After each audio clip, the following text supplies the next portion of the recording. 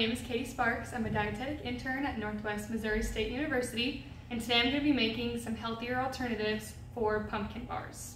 So first, before we get started, you need to preheat your oven to 350 degrees, and then you're going to have two separate bowls. One is going to be for all your dry ingredients, and then one is going to be for all your wet ingredients.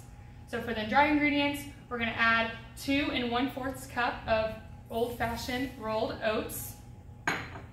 And then for our oat flour, all we did was blend quick oats in a food processor until it got to a flour-like consistency. So if you don't happen to have oat flour at home, then you can just blend up some of your quick oats or old-fashioned rolled oats into a blender or a food processor until it gets to a flour-like consistency. And then in here I have my cinnamon, my baking powder, my ground ginger, and then nutmeg and salt. So I'm also just going to add that into my dry ingredients.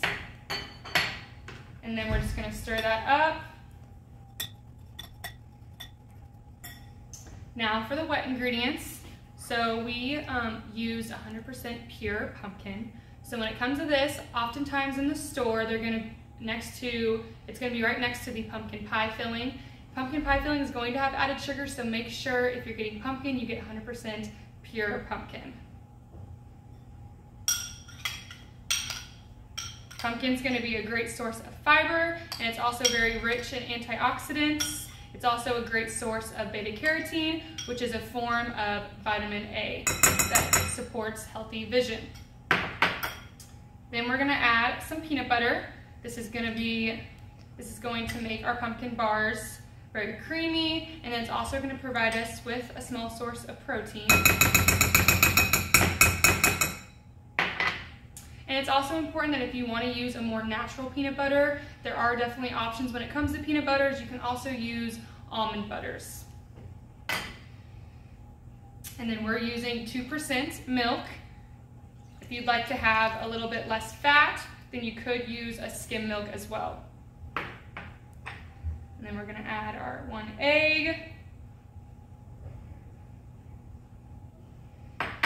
And then we're using 100% maple syrup as our sweetener today.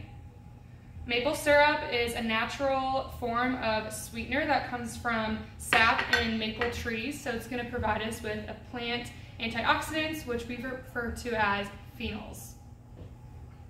So now you're just going to mix that up until it's fully combined and smooth.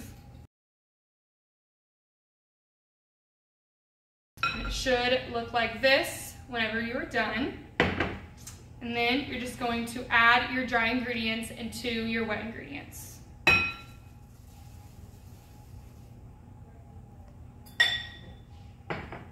And then using a spatula, you're going to combine them until they're fully combined.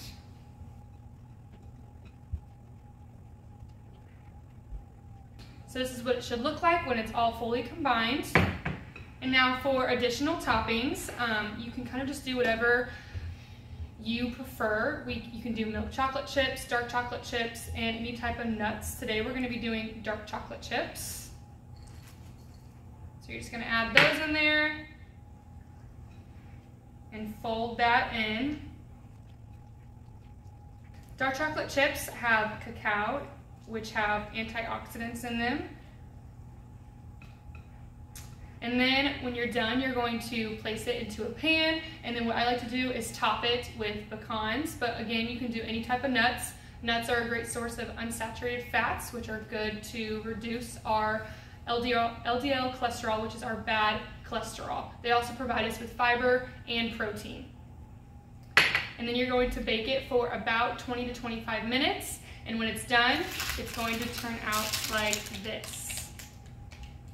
This dish will be a great alternative to the generic pumpkin bars for Thanksgiving, since it is going to have that pumpkin flavor, and it's going to be less in your sugar and less in your fat. So it's a great alternative for the holiday season coming up.